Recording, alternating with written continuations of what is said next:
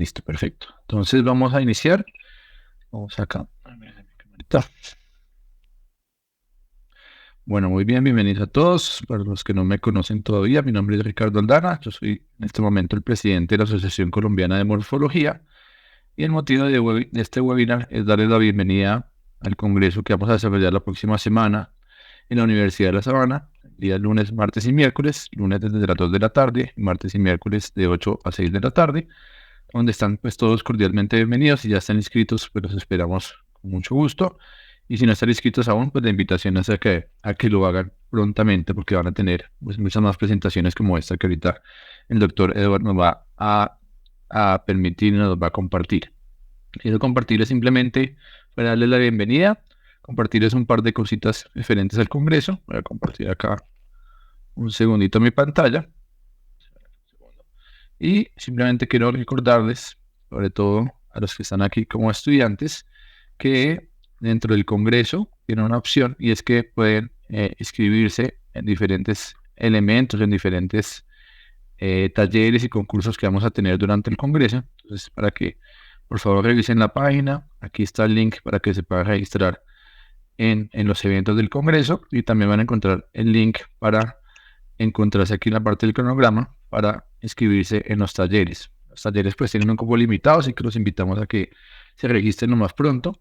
Y también van a encontrar aquí el cronograma como tal del Congreso. Igualmente acá también las bases del concurso, tanto de los concursos de arte, anatomía y escritura que tenemos, como también el concurso nacional de morfología que se va a llevar a cabo durante el Congreso. Entonces la invitación es a que todos por favor revisen la información, que si tienen preguntas pues no pueden contactarnos a través de nuestras redes sociales. Estaremos muy pendientes y bueno, como les decía, esperamos tenerlos a todos en la universidad para recibirlos de la mejor manera. Entonces, no siendo más esta parte introductoria, doctor Acero, lo dejo entonces con su charla, que esperamos pues sea del agrado de todos. Entonces, adelante, doctor. Perfecto. Gracias, doctor. Voy a repartir aquí este sonido y vamos ahora a compartir la pantalla.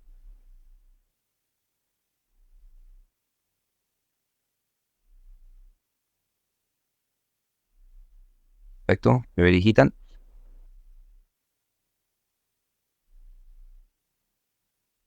Ya se está viendo. Perfecto. Dale. Eh, bueno, de nuevo, muy buenas noches a todos. Agradeciendo este momento ya en la noche tarde para este webinar. Deseosos de que pues, cumpla con sus expectativas. Es un tema muy agradable. En nombre de la Asociación Colombiana de Morfología y gracias al espacio de nuestro presidente, doctor Ricardo Aldana, de nuevo reiterándole agradecimiento. Mi nombre es Eduardo Javier Acero Mondragón, yo soy profesor del Departamento de Morfofisiología de la Facultad de Medicina de la Universidad de La Sabana. Bueno, para iniciar con este tema, nada mejor como una definición y consensuada como la que Núñez y Souto nos expone. ¿Qué es la simetría fluctuante? Son fluctuaciones o discrepancias morfológicas que son naturales y aleatorias de estructuras morfológicas que son simétricas y que, por supuesto, son bilaterales. Para ilustrar el concepto, he dibujado aquí la cabeza de una persona y he usado a manera de cuerpo una distribución gaussiana, entendiendo que pues, es eso, una muy buena distribución simétrica izquierda-derecha. La línea media se entiende que es la media de ese cuerpo, ¿verdad?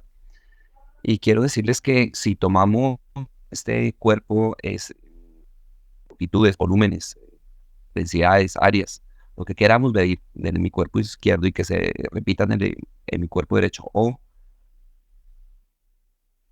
al contrario, del cuerpo izquierdo al derecho, encontraremos que podemos encontrar discrepancias en esas medidas. No siempre las longitudes de los dedos, por ejemplo, son iguales, los grosores, por ejemplo, las áreas de la superficie corporal de la mano, por ejemplo, el área pigmentada, son diferentes. Cuando comparo estas medidas de izquierda a derecha y encuentro que hay discrepancias, como expone la definición, entiendo que hay una asimetría que fluctúa. ¿En qué valores? Pues bueno, para cada individuo en unos valores. En esta definición vamos a acuñar, y esto es relevante para toda la charla, lo siguiente. Se entiende que estas fluctuaciones en cada nivel de desarrollo, bien sea molecular, macromolecular, subcelular, celular, tejidos, órganos, sistemas, son influenciados por la epigenética. Piense usted en cada uno de esos niveles, un déficit de oxígeno, Piense usted en una hiperglicemia, piense usted en control del pH en cada nivel. Pues esas fuerzas epigenéticas son las que fuerzan estas asimetrías, se entienden muy bien. Y se contrapone a esa epigenética lo que va a tender a ser lo simétrico, y es la genética. Nuestra biología consiste en generar cuerpos que externamente sean simétricos. En ese orden de ideas, debemos entender siempre la asimetría fluctuante facial como un indicador de la inestabilidad del desarrollo. El doctor Richard Palmer y Charles Strobeck, en un artículo que vamos adelante a hablar de él como seminal y fundacional con respecto a los conceptos de asimetría fluctuante, nos habla de mediciones y los patrones y análisis de lo que es y no es asimetría fluctuante. De aquí les quiero hacer ver lo siguiente. Si queremos involucrarnos en las mediciones de estructuras simétricas bilaterales y buscar en ellas asimetría, si entendemos que son poco conspicuas, poco notables, entonces nos invita Palmer y Strobeck a que usemos una desviación estándar, incluso dos desviaciones estándar. Y cuando estas fluctuaciones no son tan conspicuas, tan notables, entonces nos invita a que usemos incluso más desviaciones estándar. Entonces, esto es para medidas simples de asimetría. Nos podemos involucrar en tareas simplemente promedios de desviación estándar y las encontraremos. Cuando involucramos más mediciones y, por ejemplo, buscamos mediciones de diferentes áreas del cuerpo, pensemos en diámetros de vientres musculares, longitudes de inserción musculares, pigmentaciones en epidermis, lo que se les ocurra, y combinamos esas diferentes asimetrías, entonces nos invita Palmer y Strobeck a usar esta fórmula, la FAC, esa F, Fluctuant Asymmetry, y la C, el conjunto, y consiste en usar la varianza de las desviaciones en la resta de las desviaciones derecha-izquierda. Hacemos allí un índice y eso lo dividimos por la suma de estas desviaciones dividido 2. Se entiende que el número resultante, si es elevado, nos indica que hay asimetría fluctuante acumulada, ¿cierto? O el conjunto. Y si ese número pues es muy pequeño, pues esa asimetría es poca. Muy bien. ¿Por qué en los estudios de simetría hacemos énfasis en la morfología externa? Y aquí, pues, casi que es externo, ¿qué dirá usted, no? ¿Qué es externo, no? Solamente será el estrato córneo de la piel, o será toda la epidermis, o será toda la piel, dermis y epidermis, involucrará el tejido celular subcutáneo, involucra los nervios, los vasos sanguíneos, involucra las fascias, los músculos, involucra los huesos. Bueno, esa subjetividad la estamos entendiendo que ya no es. Eso es externo, todo eso es externo. ¿A qué es o qué es en contraposición interno? Pues las estructuras como el sistema digestivo, ¿cierto? El sistema cardiovascular, allá adentro en el axis corporal. Muy bien, hubo en algún momento una controversia acerca de qué era lo que definía que fuera en algún momento la parte externa del cuerpo, todo lo que acabo de decir, simétrico, y qué definía que no lo fuera en la parte interna. Y Corvallis, en un fabuloso documento donde habla de las estructuras asimétricas como el corazón, el cerebro, incluso habla de moléculas en ese desarrollo del corazón y cerebro, nos hace un excelente planteamiento desde el punto de vista biológico. Nos hace ver que esta biología de la asimetría o el estudio de la asimetría externa desde la morfología externa está involucrada por la fuerza de la locomoción en la evolución animal. Parece ser, y expone él, que moverse en el reino animal crea una presión selectiva de optimización del uso de energía. Para poder moverse había que gastar menos y en consecuencia nos generó una simetría bilateral externa que estableció en evolución pues el vasto clado de los animales bilaterales, ¿cierto? Para ilustrarlo, aquí lo tenemos mejor. Miren, quiero que piensen que esto es un animal, ¿cierto? Que en su medio ambiente ha decidido moverse. Se entiende que al moverse hay una resistencia del medio. Piense usted en el flujo del aire, por ejemplo, al moverse, ¿verdad? Ok, pues hay que vencer esa resistencia. Moverse, y vencer esa resistencia, pues significará pues quedarse quieto. Y moverse tratando de vencer esa resistencia significará mucho gasto de energía. Pues bien, mire cómo en función del tiempo, la evolución ha cambiado las formas, ¿no? Se entiende que la resistencia a ese movimiento disminuye al 50%. Miren aquí, vamos cambiando de forma. Ahora movámonos mucho más. Si quiere usted con más velocidad, piense en un animal que lo haga más rápido, por ejemplo, en evolución, pues esto va tornando estas formas más simétricas. Miren ustedes cómo el flujo del aire, en este caso, si queremos ver que esos vectores sean aire, cómo están modelando la simetría del cuerpo. Y piensen en este último modelo, cómo la resistencia para ese movimiento es llevada al mínimo. Estamos entrando de forma aerodinámica en ese aire, ¿cierto? Y esto es la fuerza de evolución que plantea Corvallis. Generamos una simetría bilateral. Qué interesante. Continuemos con esa historia y les quiero hacer ver que Valentin Hecker, a comienzos del siglo XX, finales del XIX, con esta naciente genética mendeliana, ¿cierto? Y influenciado por los estudios fenotípicos de Darwin, de Ries, fue elogiado en este elegante artículo de Howell Levitt, cuando hablaba del fenogenotipo. Valentin Hecker fue la primera persona que vinculó en el lenguaje de la ciencia este concepto del fenogenotipo, así lo llamó. Esto estimuló a Boris Astarov y a Wilhelm Ludwig en el 32 a estudiar la simetría de los organismos desde el punto de vista genotípico, ¿cierto? Esa relación entre la genética y esta forma de los animales, ¿cierto? Igual hizo Kahneman. Y estas dos personas estimularon, y aquí es donde quiero hacer énfasis para quienes quieran estudiar o profundizar en los conceptos de asimetría fluctuante, con estos dos grandes artículos seminales. Uno, el de Lekman-Wallen. Este es un biólogo norteamericano, publicó en la revista Evolution este artículo fundacional, un estudio de la simetría fluctuante. Recoge lo que hasta el momento, para 1962, se había hecho sobre la simetría fluctuante. Y este que les conté al comienzo, cuando estábamos hablando de las medidas de la simetría, el señor Richard Palmer y Charles Strobeck, ellos son unos biólogos canadienses que se involucraron fuertemente en cuantificar y establecer qué puede ser y qué no puede ser asimetría fluctuante. Son recomendados si queremos entrar con fuerza en los estudios de la asimetría fluctuante. Continuando con esa historia, les quiero hablar de un concepto que impulsó la generación de experimentos en asimetría fluctuante, de mediciones y cuantificaciones nuevas. Y es este concepto que se llama el antropoceno. El premio Nobel de Química, Paul Crutzen, en 1995, su Nobel fue por formación y excavación del ozono atmosférico. Él planteó allá tempranamente en los años 90 que la influencia del comportamiento humano sobre la Tierra en las recientes centurias ya es significativa y ha constituido una nueva era geológica que la modifica. Casi que cuando miramos el planeta desde el espacio, no hay un rincón donde ya las geometrías producto de la arquitectura pues no sean parte del patrón de este globo terráqueo. Y qué decir de noche, casi que ya todo el planeta está iluminado. Todo esto es un cambio hecho por el hombre. Por eso lo llama el antropoceno. ¿Y por qué hablamos del antropoceno en la historia? Por este motivo. A partir de ese concepto del impacto que tiene el ambiente sobre otros organismos con los cuales convivimos, disparó los estudios de asimetría fluctuante. Entonces aquí les estoy mostrando cómo en la revista Symmetry del 21 hace este recuento, cómo estalla con el concepto de antropoceno la generación de publicaciones en el tema.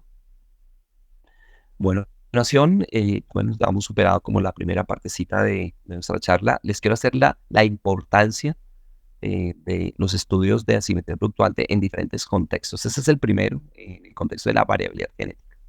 ¿Listo? Aquí, este es un interesante y muy, muy bonito estudio que Gunther y sus amigos, por allá en el 2008, lo publicó en la revista Journal of Experimental Biology, hizo para mostrar la asimetría fluctuante y la variabilidad genética. Entonces, esta es una primera importancia que quiero hacerles ver. Entonces, ¿qué hay aquí? Las imágenes están viendo como los artrópodos, hay unos invertebrados, se llaman copépodos de forma general, ¿cierto? Y aquí tengo, bajo condiciones de laboratorio, experimentales bien controladas, llamémoslo de manera genérica, cajas de Petri, se pusieron unas larvas, aquí con las flechitas estoy señalando las larvas, larva 1, larva 2, larva 3, y etcétera, hasta la larva número 12. Y lo que hace él es, en esas condiciones controladas, es ponerlos a madurar. Esas larvas maduran y eclosionan generando unos juveniles. Pero noten que los tiempos de eclosión no son los mismos. Noten que hay variaciones en días, unos un poquitito más cercano al quinto día y otros un poquitico más cercano al día 8. ¿Listo? Estas larvas evolucionan de estadios juveniles a 2, 3, 4, 5 estadios juveniles, pero noten que no lo hacen al mismo tiempo. ¿Listo? Ahora, estas personas, en esta maduración de estas larvas en diferentes tiempos,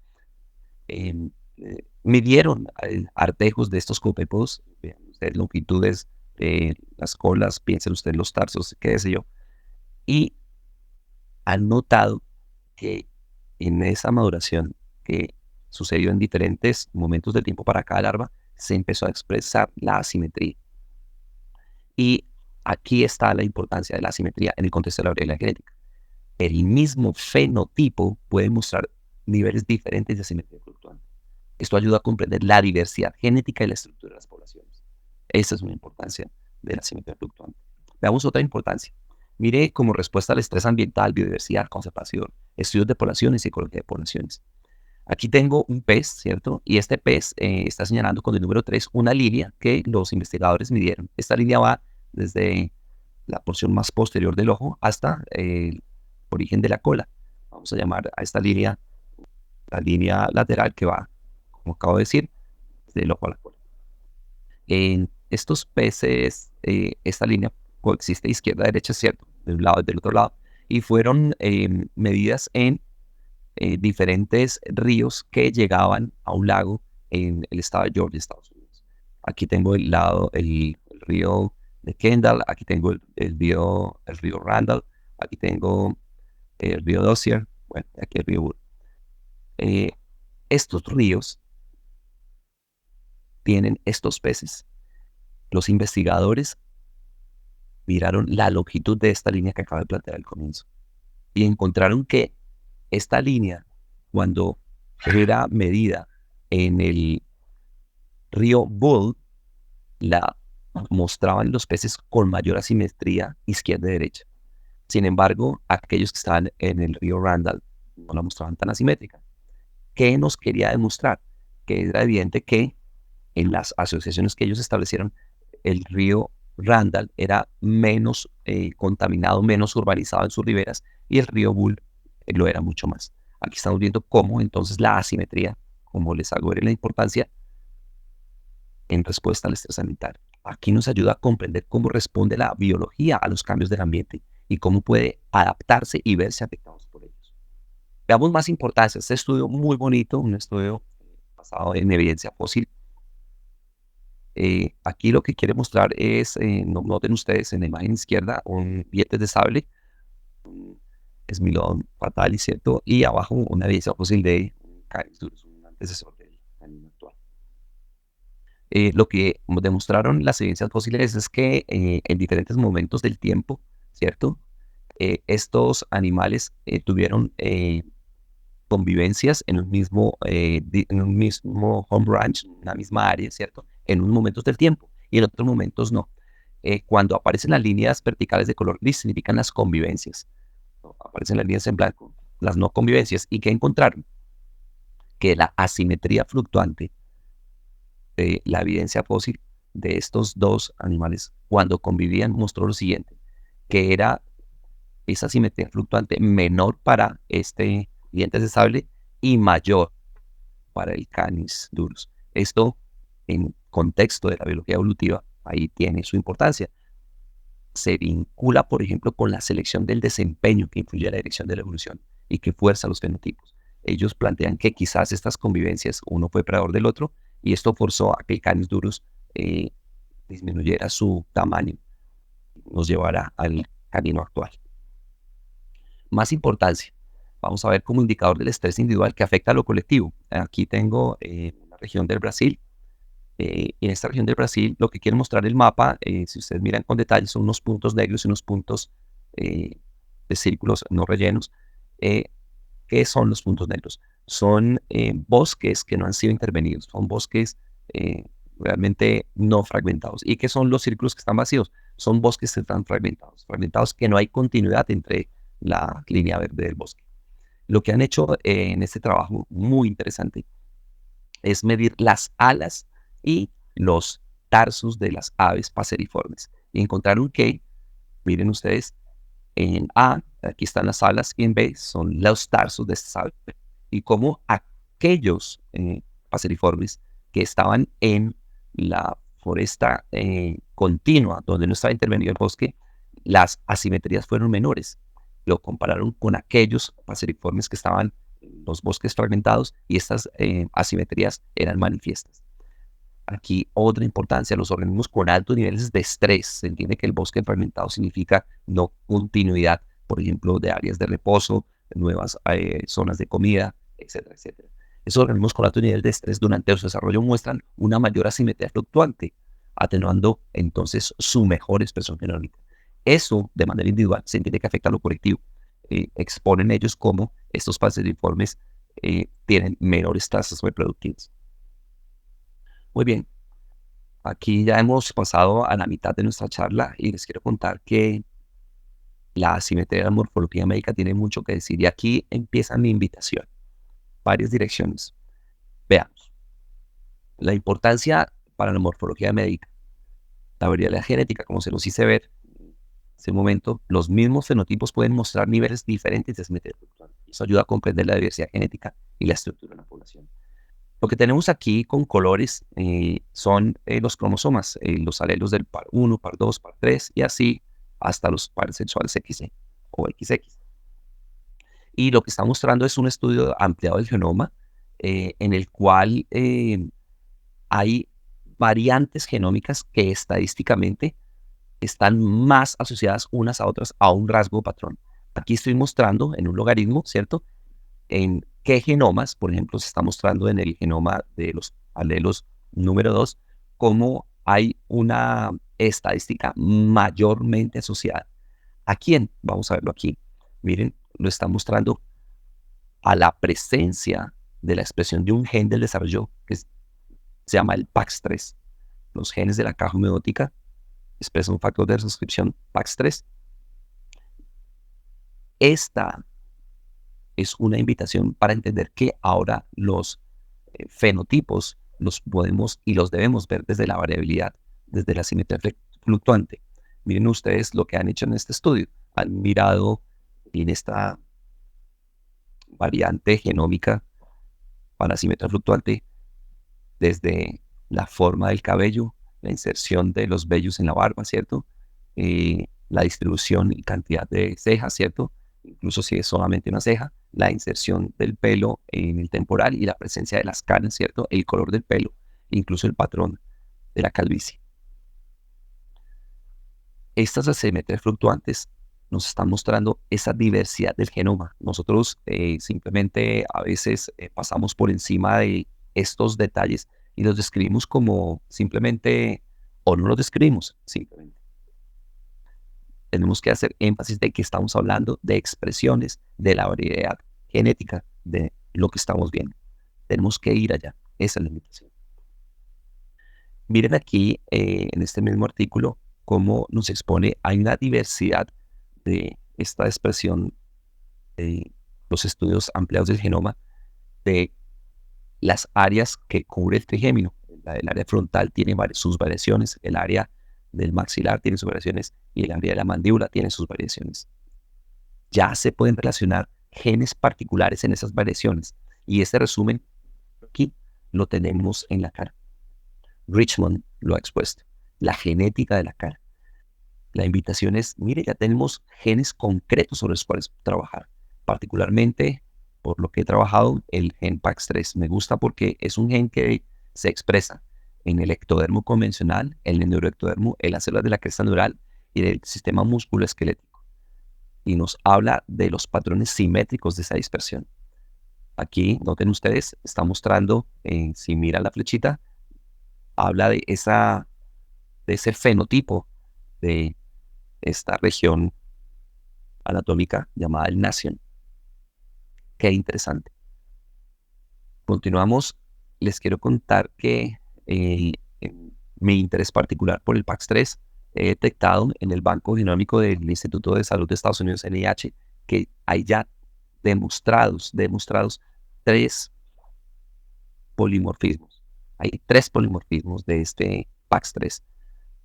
tenemos que empezar a trabajar en estas variaciones anatómicas desde este punto de vista, desde la perspectiva genética, para hablar de la variabilidad, de lo que somos como colombianos, de los que somos en regiones de Colombia.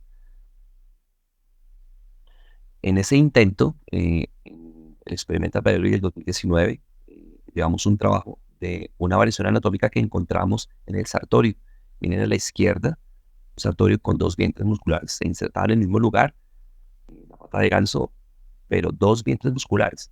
Esto fue absolutamente nuevo. Yo le preguntaba a mis colegas morfólogos y, bueno, difícilmente me han descrito algo similar. Me ha llamado la atención, nos llamó la atención. Buscamos en el GenBank del NIH y encontramos que hay genes asociados a ese polimorfismo, pero no tenemos en Colombia esa descripción. Nosotros nos hicimos la pela de tomar muestras de este músculo, ¿cierto? Para tratar de extraer DNA, por supuesto, para poder amplificarlo con PCR y hacerlo secuenciar. Sin embargo, nos encontramos con que la conservación cadavérica estaba tan mal hecha que no fue posible rescatar DNA y había además mucha contaminación. Aquí viene el segundo llamado. Aquí nosotros hemos fracasado. Miren, nosotros tomamos unas muestras, intentamos llevarla a secuenciación genómica para buscar esos polimorfismos que ya sabemos existen, así como el PAX3, miren, para los genes que pueden justificar estas morfologías. Pero nos encontramos con que la conservación no fue suficiente. Este es el llamado a los morfólogos de nuestra asociación. Es un nuevo reto. La fijación del siglo XXI debe dejar de ser cosmética. Casi que nos preocupamos por cómo huele o cómo se ve, pero parece ser, y los invito a que la calidad de la fijación debe incluir la calidad de la conservación de las células. Ahora vamos a hacer una propaganda. Les quiero invitar a los estudios de las chicas superpoderosas. Aquí están en el ectodermo cómo se están deslaminando las células de la cresta neural. Estas células todopoderosas que son capaces de hacer cualquier derivado de cualquier otra capa germinal, ectodermo, mesodermo, endodermo. Miren que sus patrones de distribución nos explican toda la morfología craneofacial, muscular, de conectivo, esquelética, de la túnica media de los vasos sanguíneos que tiene, de los nervios y los ganglios que están ahí. Hay un universo para estudiar allí. Pero noten que no solamente se queda en la cara, hay un campo de distribución de células de la cresta neural sobre el tronco, y en ese tronco hay un campo cardíaco. También en el tronco hay un campo vagal digestivo. Hay mucho para estudiar. Recuerden que esas células forman a los melanocitos, los ganglios, a las neuronas de los ganglios, bien sean motores o sensitivos, y entre los motores simpáticos y parasimpáticos, a las células satélite. Hay mucho para hacer con ellos. Se acabó la propaganda, continuamos y en esta importancia para esta morfología de la asociación, les quiero hablar de la importancia como respuesta al estrés ambiental, el estudio que podemos hacer para entender nuestra diversidad, conservación, estudios de nuestras poblaciones y su ecología. Miren aquí este artículo supremamente interesante en el cual se compara la asimetría fluctuante facial dental de los humanos con unos antropoides actuales. Este es el orangután, el Pongo pygmeus y aquí el Pantherogloides, que este es el chimpancé, ¿verdad? Aquí el gorila, ¿cierto? Y noten ustedes cómo el humano muestra mayor asimetría. Qué interesante en términos de la estabilidad y desarrollo que nos está planteando esta señal. Pero también qué interesante para las poblaciones de los gorilas esta casi disminución de su variabilidad génica, ¿cierto? Muy bien. En este artículo nos hace ver que entre más diversidad de medidas tengamos de estructuras que no sean ni siquiera complementarias, nos hacen más robustos los estudios de asimetría. Entonces la invitación es que cuando hagamos mediciones de variaciones anatómicas, lo hagamos de otras estructuras, no solamente las que son conspicuas para poderlas contar a la comunidad científica. Idealmente relacionadas desde una perspectiva embriológica, claro. Y el PAX3 es un muy buen fin para buscar. Más importancias de la biología evolutiva. Aquí nuestro asociado, el doctor Giovanni Quijano y sus colegas, nos han puesto en la comunidad a un artículo sobre las variaciones anatómicas del árbol arterial en la población colombiana. Y nos muestran cómo hay un patrón 1 de variaciones, un patrón 2, 3, 4, ¿cierto?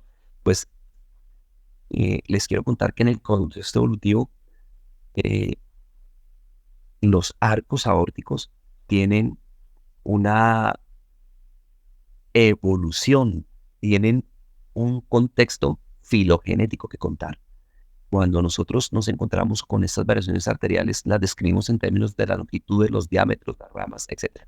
Pero no estamos conteniendo este evodevo que significa la variación anatómica. En este artículo, los doctores nos cuentan cómo posiblemente basado en los volúmenes de sangre que se tienen que mover, esta es una fuerza epigenética que mueve ese árbol arterial hacia un patrón con un tronco como el nuestro, el lado derecho.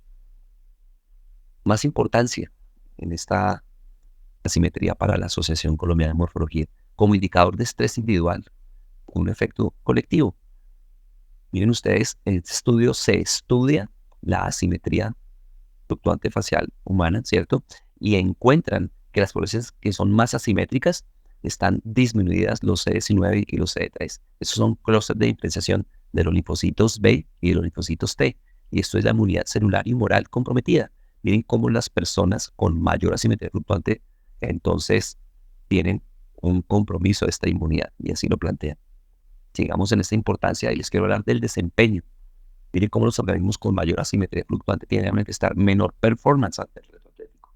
Lo que hace este estudio es demostrar en unos atletas jamaiquinos cómo aquellos atletas que están con los cilindros, los recuadros de color claro, tienen menores asimetrías fluctuantes respecto a los controles que hacen el mismo desempeño. Esto es la carrera de atletismo, ¿cierto? Y a campo traviesa. Nótese cómo quienes son simétricos, un poco como el planteo Corvallis allá al comienzo, pues tienden a entrar más aerodinámicamente en el medio sobre el cual se mueven.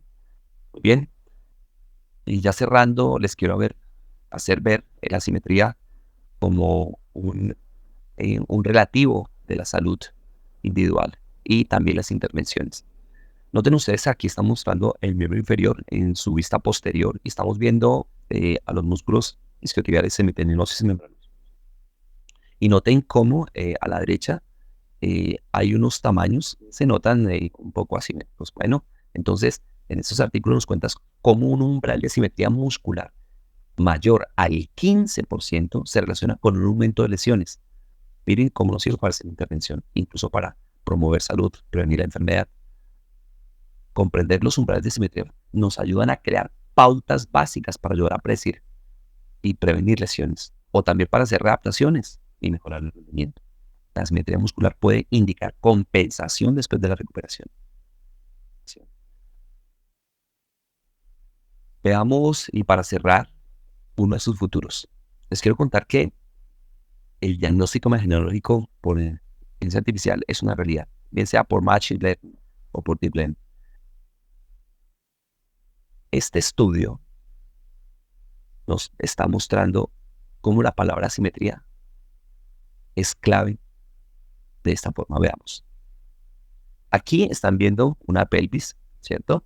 Esta pelvis es vista por radiólogos expertos y en el estudio, solamente que el radiólogo en la descripción morfológica exponga la palabra asimetría en pelvis, esto estimula a una red de inteligencia artificial simiesca consciente que explora la simetría semántica que dice el radiólogo para que ella, con un algoritmo, detecte la precisión de la simetría y pueda plantear si es fisura, si es fractura, si es erosión, lo que sea. Wow. Involucrar la palabra asimetría en el diagnóstico radiológico alimenta a una red que le da detalle y a un experto le puede ayudar a tomar una excelente decisión. Ya se está haciendo como lo están viendo, con osteoartritis, con accidente cerebrovascular, con los infiltrados pulmonares y con las masas mamarias. Es todo. Si tienen alguna pregunta, estoy presto para ayudarles a orientarles. En nombre de la Asociación Colombiana de Morfología, muchas gracias. Mi contacto, si están interesados en alguna información en lo que les pueda ayudar, es este, eduardan@unisabana.com. Muchas gracias a todos.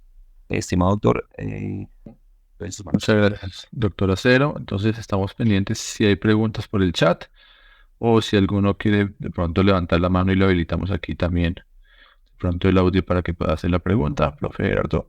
No, profe, ya le habilito, profe Gerardo. Se me perdió aquí el chat.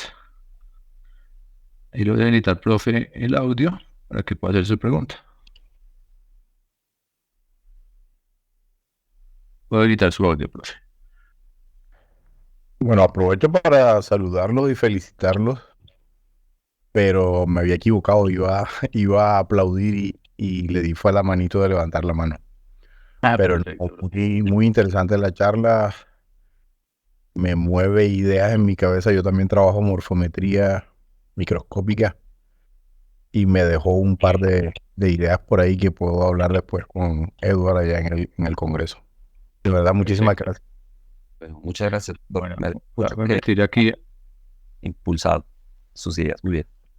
María José, que también levantó la mano. Ya tienes habilitado, puedes habilitar tu micrófono, María José, para que hagas la pregunta. Buenas noches. Yo tengo una pregunta. Cuando hablaron sobre el estudio de las asimetrías de la disposición muscular, digamos, en deportistas, o bueno, en general en personas puede predecir de alguna manera el riesgo de lesiones. O sea, ¿hay algún programa o eso ya se está manejando, ya se está aplicando en algún tipo de deporte o solamente es de investigación? Es que esa parte me gustaría como ampliar. Sí, correcto. Digamos, yo no tengo claro, de pronto mi referente en ejercicio es el brillante doctor Henry León, nuestro jefe del departamento de morfofisiología de la Universidad de La Sabana. No sé si él me pudiera ayudar a resolver este planteamiento. Sí le quiero decir fuera, y es justamente donde tomé estas imágenes, buscando alimentar pues la importancia de salud individual de intervenciones. Esta es una red de fisioterapeutas norteamericanos que hace evaluaciones de asimetría muscular para deportes en los cuales el tren inferior es el centro. Esto es atletismo, voleibol, básquetbol, ¿cierto? Y su pregunta, yo le puedo compartir este link, incluso creería que encontrará luz en esta red de fisioterapeutas norteamericanos. Sí, correcto. O sea, sería muy bueno, gracias. ¿Lo puede mandar por acá, por el chat o en el Claro que grupo, sí. no? Sí, correcto. Gracias. Ya habilité al doctor Henry, que puedes habilitar el micrófono, Henry, si quieres hacer alguna intervención sobre la pregunta.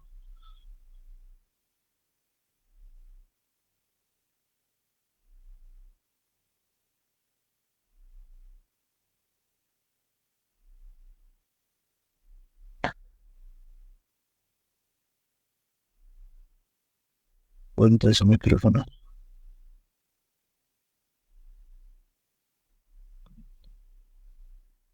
No sé si hay alguna otra pregunta. Vamos a mirar a través del chat. El doctor León se puede conectar con su audio.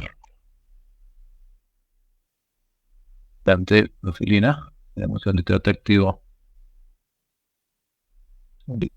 Tiene activo el micrófono.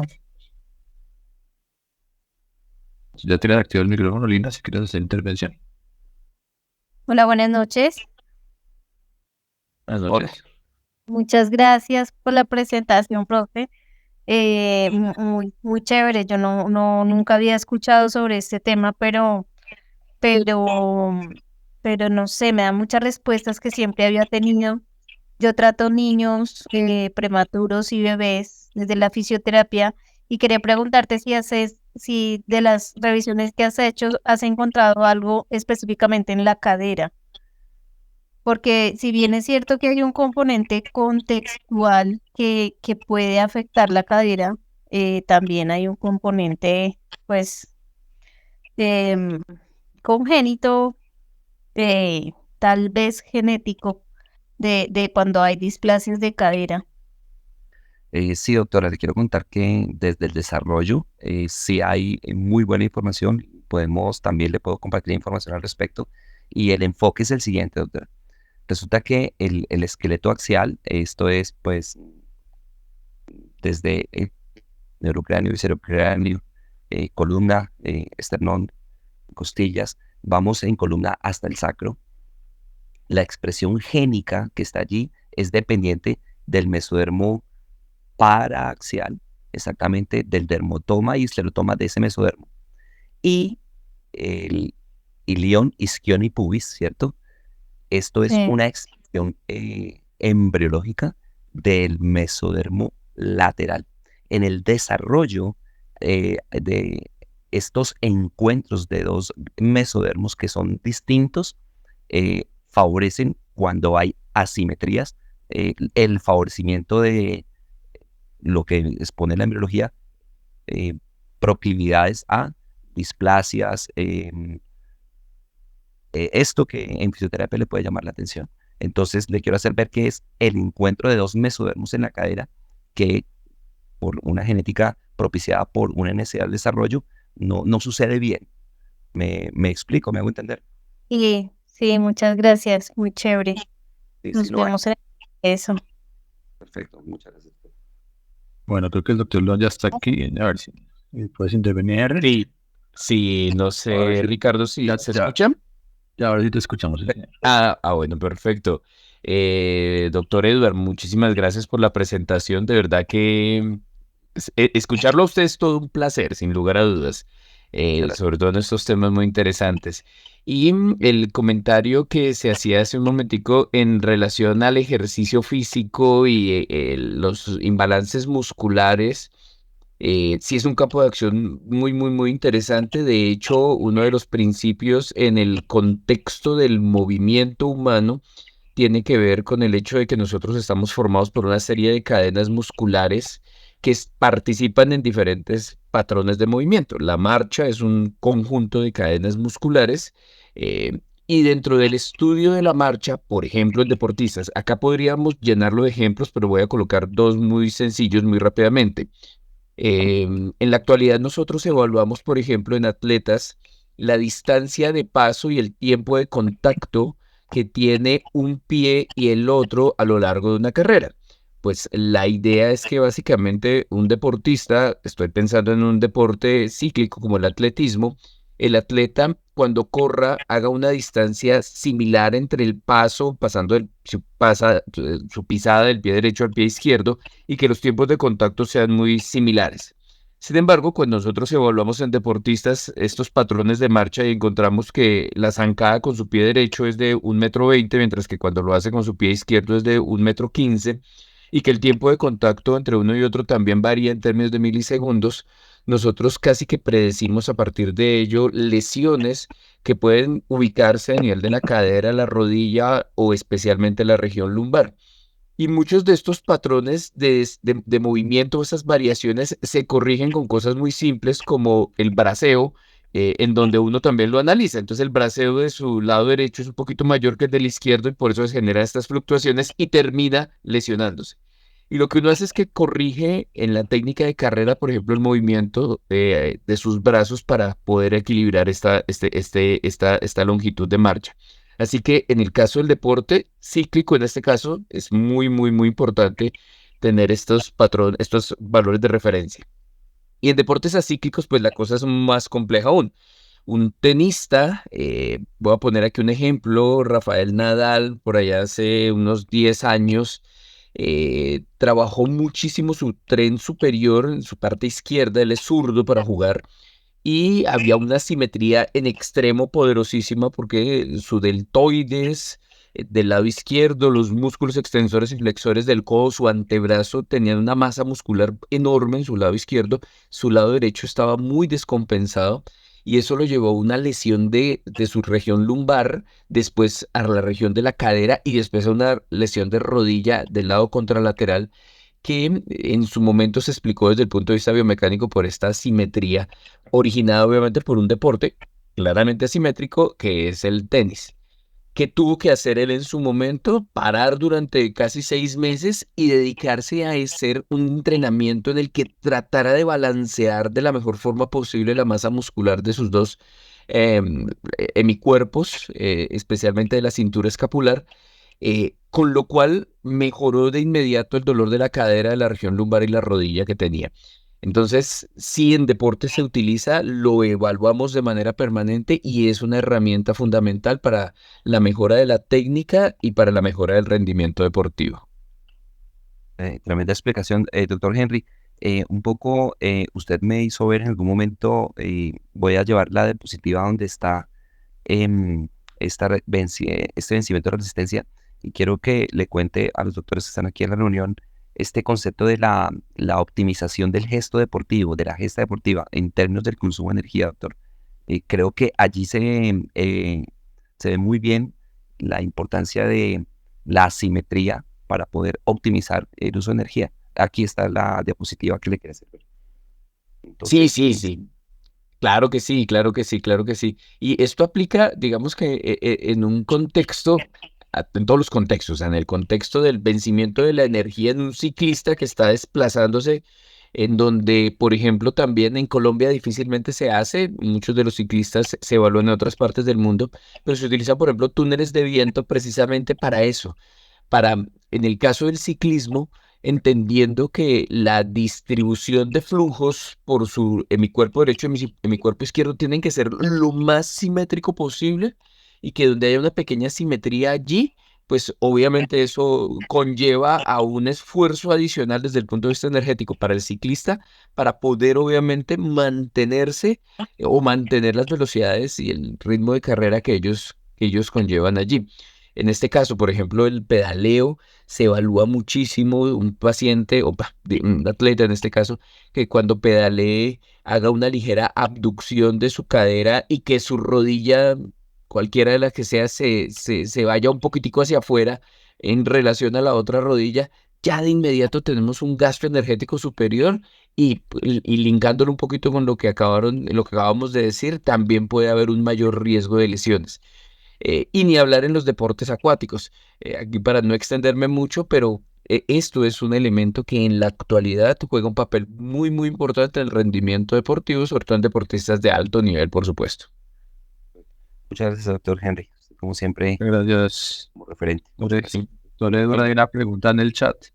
Adelante. Preguntan qué forma se podría mejorar la calidad de conservación de las células para el estudio de los polimorfismos del PAC3. Ok, bien, gracias. A ver lo que cuenta, doctor. Los referentes, esto es pues los anatomistas del primer mundo, estoy hablando pues de este mundo occidental, están haciendo lo siguiente. Hacen la conservación convencional con formol, ¿cierto? Y lo que hacen un banco, su anfiteatro tiene un banco de tejidos. Cuando entra eh, el, la pieza, lo que hacen es tomar muestras de ese banco de tejidos, y ese banco de tejidos hacen extracciones de una vez. Entonces, fíjense que se anticipan un poco al deterioro que puede suceder de ese material, y digamos que aquí está como la clave.